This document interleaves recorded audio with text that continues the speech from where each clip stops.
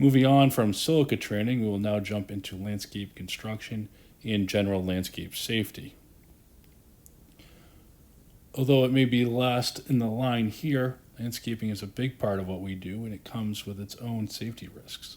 Just like heavy equipment or masonry, landscaping requires some baseline training to spot and handle those hazards.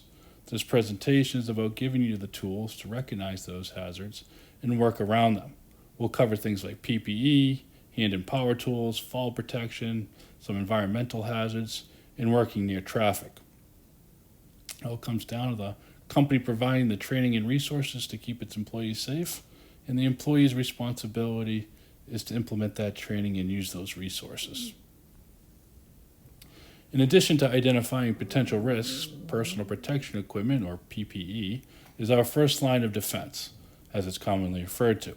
PPE covers a wide variety of gear designed to protect the whole body from head to toe. Starting with your head, use hard hats when you're at risk of getting struck by something falling, whether that's working under a scaffolding or in a trench. When it comes to your eyes and face, safety glasses protect you from flying debris, dust, or even splashes like working with concrete. Let's not forget about our hearing. Loud machinery, from leaf blowers to excavators, can damage your hearing over time. So use earplugs or earmuffs when noise levels get too high. If you're in a dusty area or working with harmful materials like silica dust, make sure you've got the right respirator for the job. When it comes to protecting your feet, steel-toed boots are a great option to protect against crushing injuries. Rubber boots are clearly best for work with materials like concrete that have chemicals in it. When it comes to your body, high visibility vests keep you seen on site, near traffic, and in case of emergencies. Big picture here, big thing is dealing with PPE only works when you're wearing it. It's got to be the right gear for the job. So inspect it regularly and replace it as needed so that it protects you when you need it the most. Hand tools are the most basic of tools that we use on a daily basis, but they still require proper care and handling to stay safe. Before using any tool, always inspect it. Check for loose heads, cracked handles, or damaged parts. If a tool handle is broken, don't try to duct tape it. Replace the handle entirely. Same goes for chisels with mushroomed heads. Steel can come off like flying darts and get into your eyes. Always use the right tool for the job. Using a tool for something it wasn't designed for can lead to accidents or damage to the tool itself. Keep cutting tools sharp and well maintained to ensure they perform effectively and safely. Dull tools require more force, which increases the risk of slipping or losing control. And maintain control while using tools by ensuring you have a firm grip and stable stance. A secure hold prevents slips that could harm you or others. And from an organizational standpoint, never leave tools scattered around the job site. It's unprofessional and unsafe. Store tools properly when not in use, grouping them together and pointing them downward towards the ground so nobody walking on the site steps on one and takes the handle to the face, like an unknowing client walking out of their house. When it comes to power tools, avoid wearing loose clothing, jewelry, or even unsecured gear, as they can be used to pull you into the moving parts and cause some pretty serious injuries.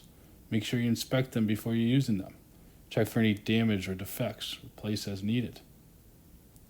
When it comes to unplugging electrical cords, do not yank the cord from the outlet. Take a second to disconnect it properly to avoid damage. Keep your fingers off the switch when you're carrying a power tool. It's too easy for an accidental start to cause an injury. For tools with safety guards, keep them in place. They're there for a reason. Always turn off tools while fueling and let them cool down before refueling. It's a simple step to eliminate the risk of fire. When it comes to powder-actuated tools like ram sets, treat them with the same respect you'd give a loaded gun. Never leave them loaded, never point it at someone, and always know what's behind the material that you're securing to. Lastly, keep your tools in good condition and store them properly so that they will work for you when you need them. Continuing on from our regular use of power tools is lawn mowing. Mowers are an important aspect to our maintenance side of the company, as routine maintenance is a daily service. But like anything that's routine, it's very easy to get complacent while focused on the job at hand and forget the basics of what keeps us safe. Before we start mowing, take a few minutes to inspect the lawn. Clear away any debris, furniture, or toys that could become dangerous projectiles. Check for hidden hazards like sinkholes or uneven ground. While we're mowing, only one person should be on the mower. It's not built for passengers. Always mow up and down slopes to prevent tipping, and if slopes seem unsafe, walk it first to determine the best approach. Make sure you're wearing your adequate foot gear, hearing protection, amongst other necessary PPE. And always shut off the engine before unclogging or fixing equipment to avoid any unwanted contact with the blades. Smart lifting. Now, everybody and their brother has heard that you should lift with your legs and not your back. Yet, so many people still get hurt picking things up, either because they don't know truly how to use their legs, or they pick something up while they're in a rush. Strains, pains, and musculoskeletal injuries, especially back injuries, are among the most common workplace injuries, often caused by improper lifting. Before you lift, size up what you're lifting. If it's too heavy, ask for help or use tools like a dolly or wheelbarrow. Move with your feet and avoid twisting your torso and spine. Always carry items close to your body for better center of gravity and more control. Raise or lift with your legs, not your back. Bend your knees and hips, square your body to the object you're lifting, and use your legs. Don't rush, especially when you're tired. This is when you're most likely to get injured.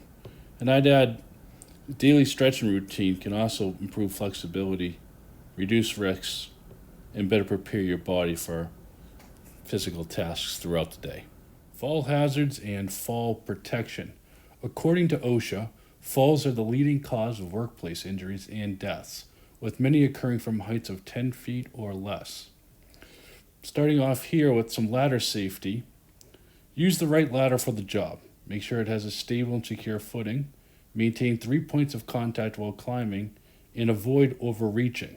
If working on a slope, position the ladder facing uphill. Test the ladder's stability before climbing, and use a spotter when needed. Moving on to guardrails. Guardrails are required on platforms 6 feet or higher. Platform is defined as a working surface elevated above the ground or floor, such as any deck, roof, and or contemporary structures. Guardrails do have some specific specifications. Top rail must be between 39 and 45 inches from the floor.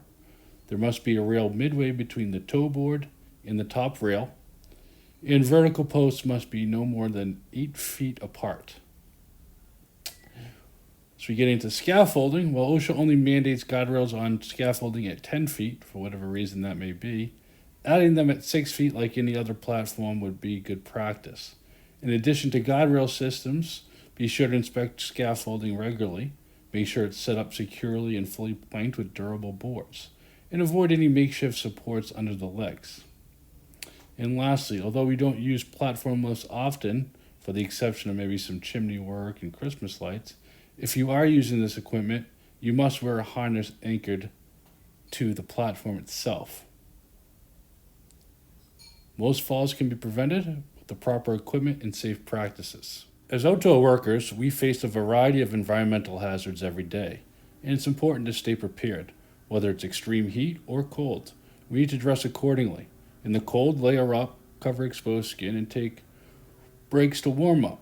In the heat, wear lightweight clothing that can breathe. Take frequent shade breaks and drink plenty of water to prevent heat-related illnesses like heat stroke or dehydration. In addition to heat illnesses, spending long hours in the sun increases the risk of skin cancer, so don't forget sunscreen.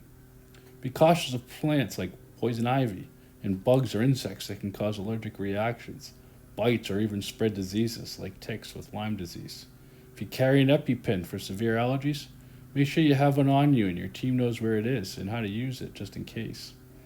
Take a moment to check yourself daily for any cuts, bites, or skin irritations. They can turn into bigger problems if left untreated. Working on or near roads, whether it's routine maintenance or utility work, comes with significant risks. A few things to keep in mind to mitigate those risks are things like situational awareness, always assessing your surroundings for hazards like moving vehicles, equipment operations, limited visibility and weather conditions, making sure you're listening for any backup noises from equipment. Be sure you're visible and you're wearing your high visibility safety vests among other PPE. Using barriers and cones to safely mark work zones, and minimizing time spent in high traffic areas by staying organized and prepared. Don't spend any more time working on the road than you need to. And as we covered in the driver safety section, proper load securement is really important. So make sure all materials and equipment are securely tied down before driving, so nothing comes flying out of our trucks or trailers and affecting other vehicles on the road.